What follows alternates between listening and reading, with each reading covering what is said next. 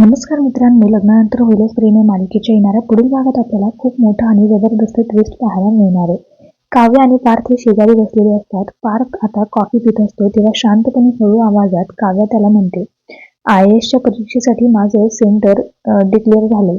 याल का माझ्यासोबत मला सोडवायला? काव्याने हे बोलताच पार्थ तिच्याकडे बघू लागतो. काव्य पुढे म्हणते की मला सगळं सांगायचंय तुम्हाला पार्थ. हा प्रवास त्यासाठी एक छान निमित्त ठरेल. तुम्ही याल का माझ्यासोबत सोडवायला पार्थ? त्यावर काय उत्तर द्यावं हे पार्थला समजत नाही. काव्य आता त्याच्याकडे मोठ्या आशेने बघत असते. तिकडे चित्राच्या लग्नाच्या वेळी जीवा आणि नंदिनी तिथे गेलेले असतात. तेव्हा चित्रा जीवा आणि नंदिनीला बघून म्हणते की आता आमचं नातं सुद्धा जीवा नंदिनीच्या सारखंच छान डेव्हलप होईल. तेव्हा जीवा चित्राला म्हणतो की नवरा बायकोच्या नात्यामध्ये आणखी 2 जोडीदार असतात. पहिला म्हणजे प्रेम आणि दुसरा म्हणजे गैरसमज. जीवाने असं म्हणताच नंदिनी जीवाकडे बघू लागते. तर मालिकेत पुढे काय घडणार हे बघणं फार रंजक असणार आहे.